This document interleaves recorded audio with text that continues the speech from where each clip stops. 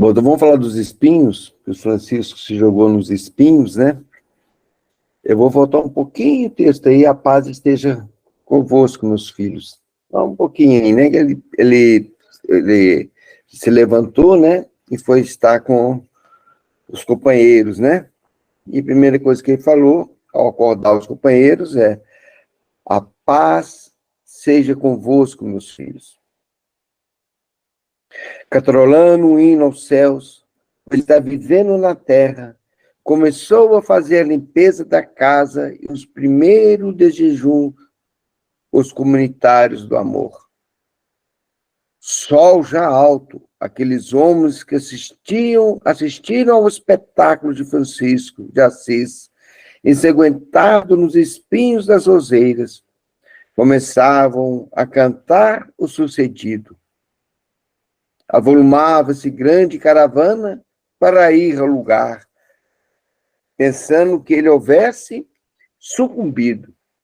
Encontraram com espanto o roseral florido, somente na área em que se deu o fato, com estrias de cor de sangue vivo nas pétalas, dando a impressão de quererem falar de amor. Toda a cidade abalou-se com o fenômeno, de maneira que, ao entardecer, até a terra, onde brotavam as roseiras, já havia sido carregada, de sorte a servir como medicamento para todas as espécies de enfermidade.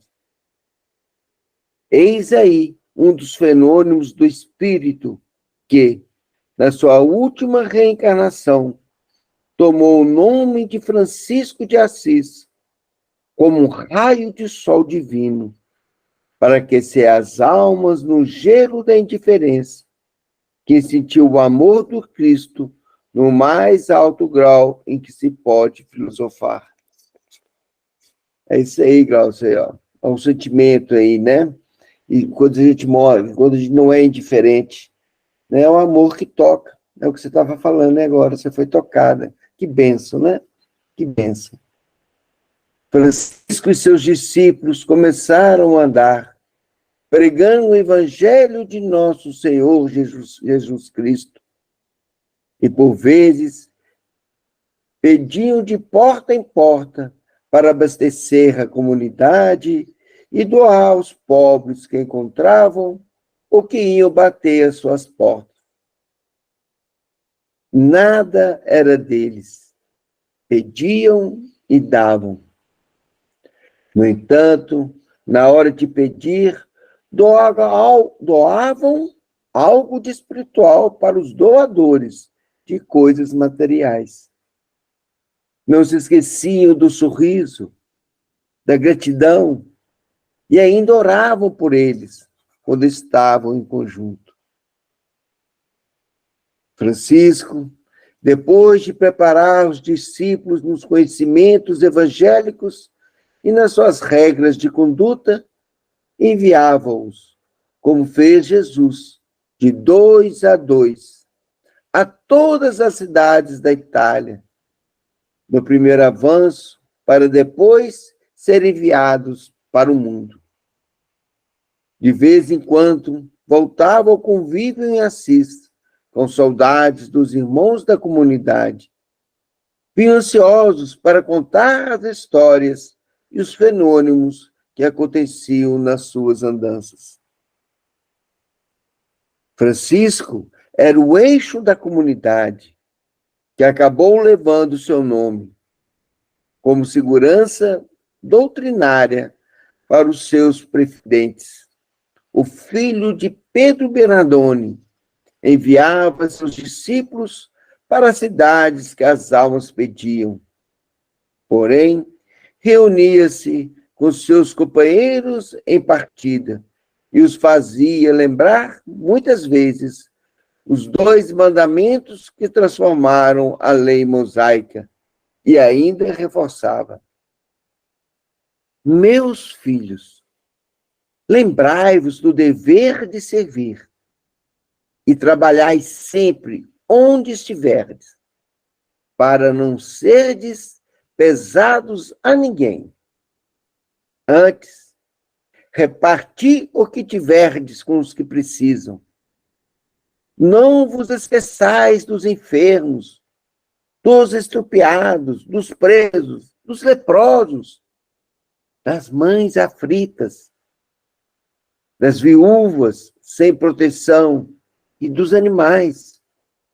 Abençoai os que roubam e nunca vos levanteis do leito sem primeiro orar.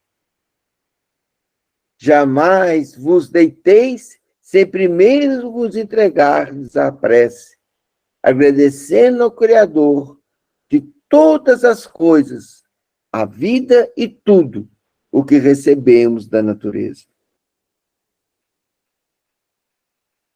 Observai o que falardes aos outros, para que a língua não sirva de motivo de escândalo.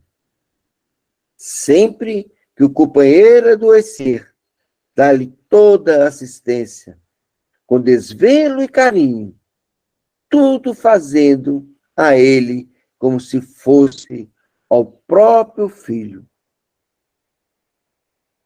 Estamos em urgência de renúncia e não poderemos nos esquecer da humildade em todos os momentos, da fé em todas as horas, da caridade entre todas as respirações do dia.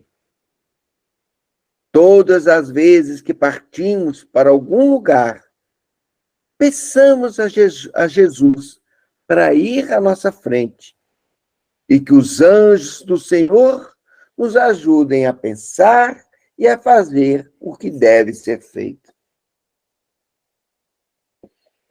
Nunca vos esqueçais da mãe de Jesus, pedindo a ela as bênçãos da confiança e o ambiente do amor, que devereis despertar em vossos corações. Todos saíam com essas advertências. Falava Francisco muitas vezes a mesma coisa, para que fossem gravadas as diretrizes e lembrados os preceitos. Eu lembrei aqui do Silva agora. Repetir. Todos saíam com essas advertências. Falava Francisco muitas vezes a mesma coisa, para que fossem gravadas as diretrizes e lembrados os preceitos. Cada grupo leva consigo o pergaminho de luz da vida de nosso Senhor. Às vezes, recebia notícias dos seus discípulos e regozijava-se de alegria pelos exemplos elevados marcados pelas suas condutas. Desde o dia em que falara na igreja de São Rufino, Francisco não esqueceu mais os olhos de Clara, que o fitavam na mais alta emoção com os sentimentos que os sentimentos podem manifestar. Certa tarde, encantado com a natureza, saiu cantarolando uma canção, observando os pássaros, sem se esquecer de contemplar os céus. Sem que esperasse, sentiu uma mão pousar de leve em seus ombros e dizer: a paz seja convosco. Ele, que estava quase em êxtase, tomou noção de si mesmo e olhou. Era Clara, acompanhado por uma servidora da sua casa, que logo se desfez da acompanhante. Francisco respondeu aos cumprimentos, tocado de alegria.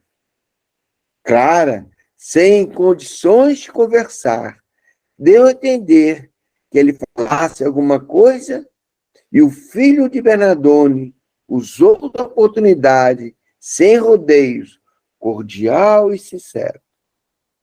Clara, minha filha, somos nascidos nessa terra acolhedora e bendita. Talvez tenhamos nos encontrado muitas vezes, sem que o coração manifestasse os nossos ideais. Mas agora crescemos e nossas almas falam da realidade que a vida espera de nós. Vimos-nos na igreja de São Rufino e certamente notaste o meu ideal ante o chamado de nosso Senhor. Não fosse peso demasiado para os teus ombros, chamar-te-ia com todas as forças de minha alma. Vamos, seis que estás tomada de inexplicável emoção aos olhos do mundo, mas sei também que abrigas no coração forças desconhecidas, até para ti mesma, que poderão elevar teus ideais às alturas inconcebíveis da terra e sentir a grandeza de Deus. Não quero contradizer as coisas do mundo, pois Deus sabe o que deve ser feito dele, usando de tudo para um todo de paz, Entretanto, ele para nós está cheio de ilusões, que à primeira vista nos fascina e nos mostra em todas as direções uma felicidade passageira. Nascemos sob a égide do ouro e em nossas veias corre um sangue que dizem ser nobre. Vivemos como ainda vives em palácios, como criados à espera de ordens, para que a nossa vontade se cumpra. Graças a Deus, já me libertei do fardo incômodo das riquezas, da opressão de meu pai e dos compromissos de família. Minha mãe, deves conhecer, é um anjo, assim como Jarla e Fole, essas três mulheres que ajudaram muito na minha formação e me inspiraram na beleza da vida que estou vivendo. Suas presenças me elevam e eu recebo algo imerecido daqueles corações que me amam e que nada pedem de mim. Que Deus as abençoe, bem como a meu Pai, e que Jesus Cristo os ajude a viver bem. Mas quanto a ti, a diferença é enorme. Clara, sinto-me que tua vida se entrelaça na minha em altos sentidos, o que o próprio coração tenta esconder para que não saia das necessidades humanas. O teu olhar, na igreja de São Rufino, escreveu algo em meu coração que nunca poderei esquecer, fazendo-me lembrar de coisas que não são deste mundo. Acho que Frei Luís estava muito certo quando me revelou que vestimos corpos como os fazemos com as roupas, mas a alma é sempre a mesma. Isso deve ser uma realidade que o futuro está encarregado de anunciar pelos quatro cantos do mundo, para que sirva de consolo a todas as criaturas que sofrem, choram e padecem todos os tipos de infortúnios. Nós nos conhecemos de longa data, que se perde nas dobras imensuráveis do tempo. Vida é um mistério que somente nos é revelado pelos processos do amor. Quanto mais a gente ama, no quilate do amor, que nada pede, ficamos sabendo das coisas escondidas dos que desconhecem essa virtude por excelência. Acho que vou parar aqui, né? Porque aí a gente entra no detalhe com a Clara, né? Mas que bênção, né? Senão não dá vontade de parar, né? Não dá vontade de parar, mas como o Silvio chamou a atenção, nosso horário é horário. Que lindo, né? Que Muito benção. bonito. E você viu como é que você foi tocado, né, Klaus? Vai tendo São texto. Sim, muitas as senti maneiras. que foi lido para mim. É interessante que vai tendo texto, parece que eu vou enxergando todo o acontecimento ali. Parece que a gente tá ali mesmo no local, vendo toda a situação, gente. É muito lindo.